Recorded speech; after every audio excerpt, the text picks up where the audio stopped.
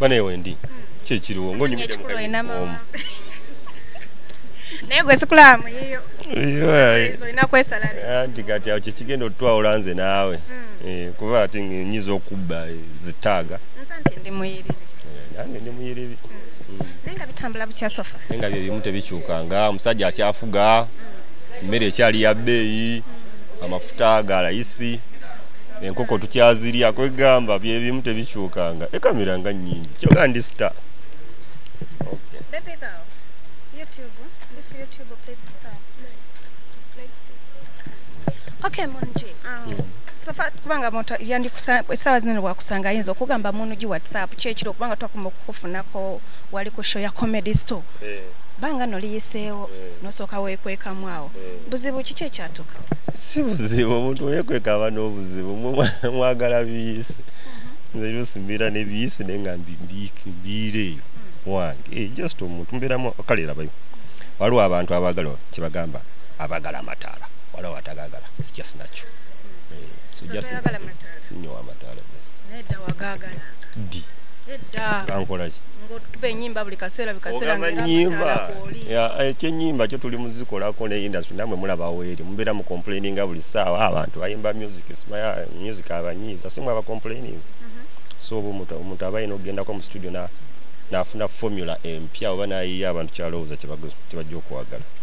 So I'm in studio, I'm just taking my time with him. Oyogedde ku music abantu gwe bayimba nga tebamwagala. Ne tutunulira mu Munogi. Okimanyi Munogi bw'ovaayo n'otekawo concert abantu basobola okujjira ddala nga bangi nno. Of course. Olowooza ki ekikumaking okubeera ng'osobola okutekawo concert abantu ne bajjanga? Kubanga ennyimba zaagenda mu mitima gy'abantu ziri myoyo. Nnyimba si just olinga bwagala babogamu. Nnyimba ze baagala zaagenda mu mitima gyabwe. Omuntu wayagala oluyimba bagamba music is the closest thing to a time machine. Omuntu wayagala oluyimba buli waluwuliriza lumujjukiza ki moment eyo. So I am lucky nti nina ennyimba ezimu abantu ze bakola ki ze baayagala ze bagenda mu myoyo ate kati abantu abo bakuze mbalina mu kasente. So I understand waki basobola okujja naye saagala bapapira njagala bongerayo ku music. Of course ninakola ekivu. Olubana bayimba ga music tubakoze nabo balina obeeramu kiringa gamba muno ogenda mu liigi nga buli omu mulungi batenyuma nakunyuma ekigifuula ennungi nti lwakuba mulimu ba Ronaldo mulimu ba Messi ne baddizimu kati oyo bate bateekamu waki so balina obeeramu nabo.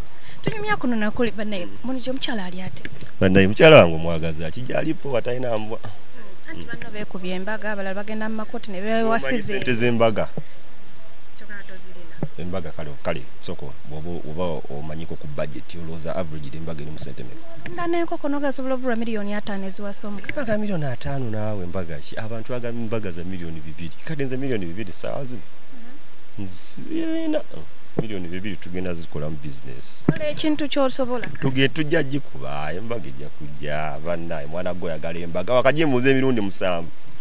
Maniki waba toli mu music for now kubanga tulabanga toli muntu wankubye kano nkubye kali okola ki kikyotegeeza like kikyokola side business ndi musajja mukimanyi nine enkoko zange ndi musajja mulunzi wayongera ku nkoko okusinzira ku za covid ezo zaali za waka ziri ku farm ddala ziri kabembe abe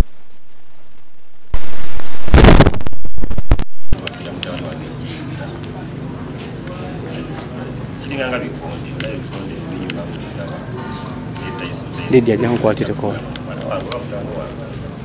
endongo ya stress nyingi bantu kyemuna babiri banja bane tungambu mayo kuno betatebi kweli erimu mental stress mungi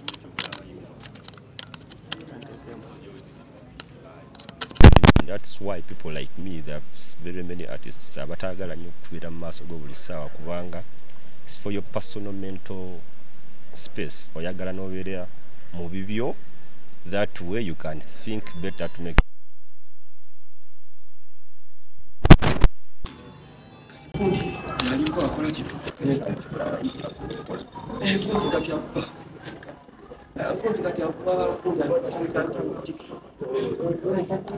Fendi gweneja no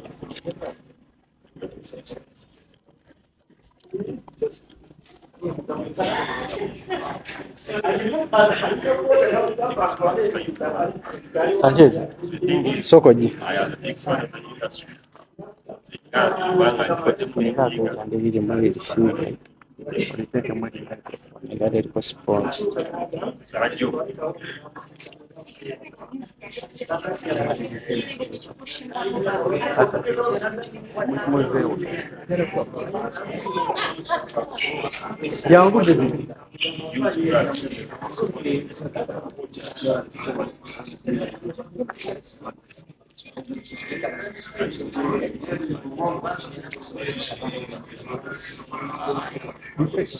Nisiva mwezi.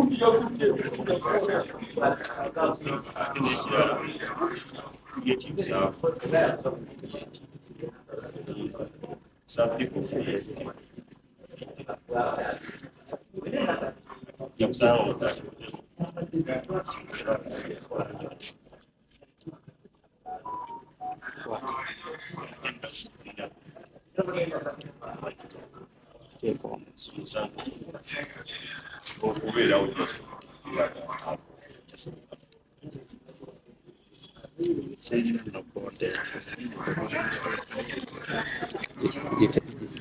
Jiteke kugenda wali eryo giwenna bbanja gigaddeko.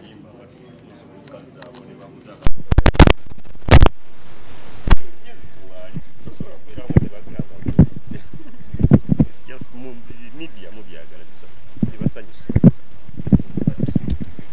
It's kyekugamba mbuno.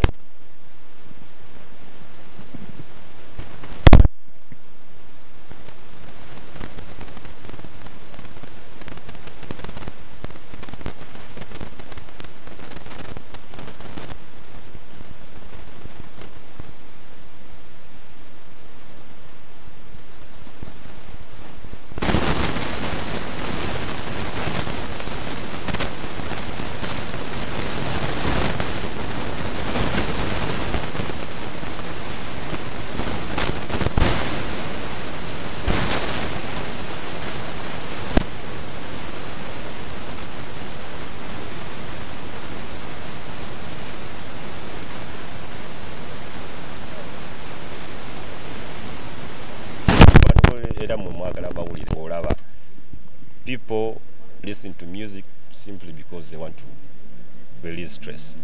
But most of the stress comes from the political situations in the country. Okitegeera kati omuntu aba tayagala kuwulira njagala kudaka kuwulira music ntegundi ono nali mwagala nnyo nero akoya yimbira gundi sikyagala muwulira kyokka yakuyimbira obuyimba obunyuma. Okitegeera so singa kiradde kisoboka ebyo bibiri byaye tebikola ki because this is entertainment. People to put people in better moods, but people are in a bad mood because of what is going on in the country.